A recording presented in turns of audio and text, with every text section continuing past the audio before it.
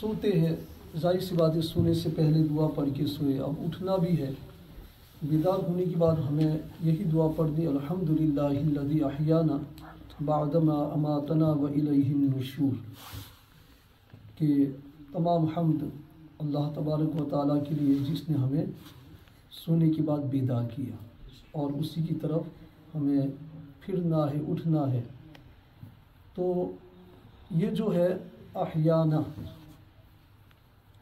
बअदमा अमातना, हालांकि जब हम अकेले उठे हैं ना तो जमा का सीगा इसमें अहया बअदमा अमूत होना चाहिए कि मैं बेदार हुआ सोने के बाद।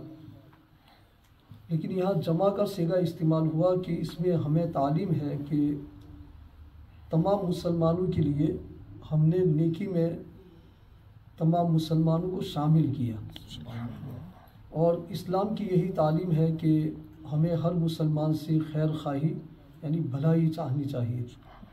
कि सैयदना जरीर रज़ी अल्लाह ताला अन्हु ने जब हुज़ूर सल्लल्लाहु ताला अलैहि वसल्लम से बैअत की तो ये अर्ज़ किया कि मैं नमाज़ पढ़ता रहूँगा, ज़कात देता रहूँगा और हर मुसलमान के साथ खैर खाही करूँगा, यानी भलाई करूँगा, अच्छाई करूँगा।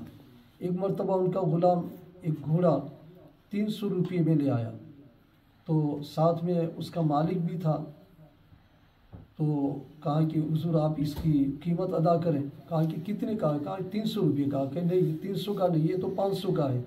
तो घोड़े के मालिक ने कहा जैसा आप बेहतर जाने। फिर आपने फरमाया कि नहीं ये तो 600 का है, हत्ता कि आप बढ़ाते बढ़ाते 800 तक पहुँचे।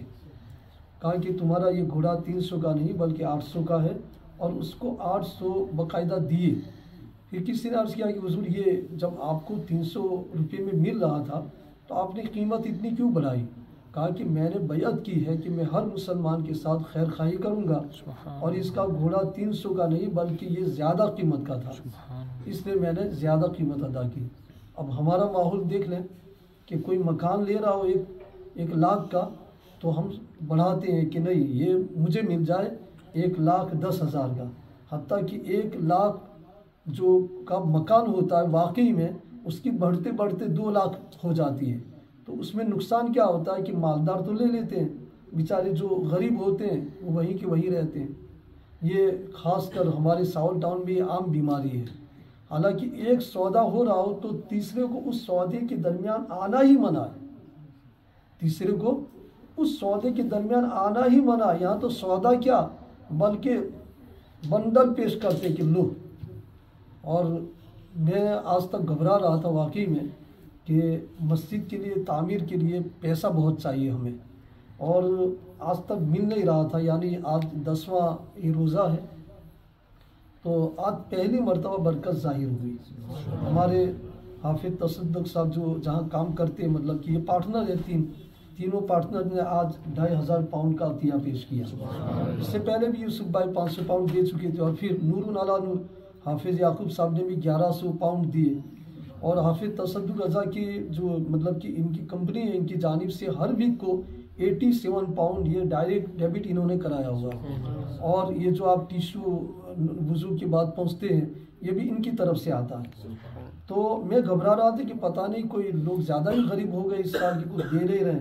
उनको खुदा खैर करे कि लगता ही है कि कुछ ज़्यादा ही इसमें अब वजीफ़ा पढ़ना पड़ेगा।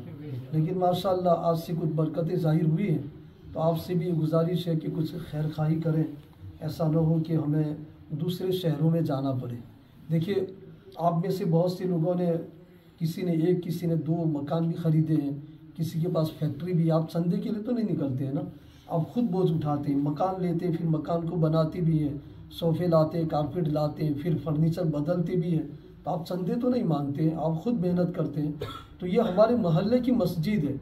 कितनी शर्म की बात है कि 50-100 घर 200 घर के दरमियान एक मस्जिद बन रही हो, और हम जाए कभी ब्रेडफोर्ड, कभी जाए मानचेस्टर, तो कभी लेस्टर, तो कभी यहाँ तो कभी वहाँ। क्या हम इतने भिखारी हो गए हैं कि हमारे पास मस्जिद को बनाने के लिए पैसा नहीं है?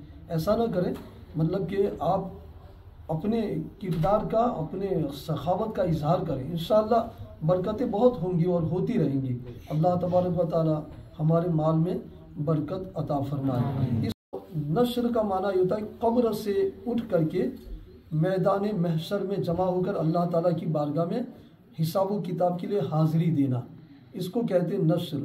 तो ये हमें रोज़ाना याद दिलाया जाता है कि तुम्हें एक दिन अल्लाह ताला की बारगाह में हाजिर होना है। अल्लाह ताला हमें इसे याद रखने की तौफीक अता फरमाए।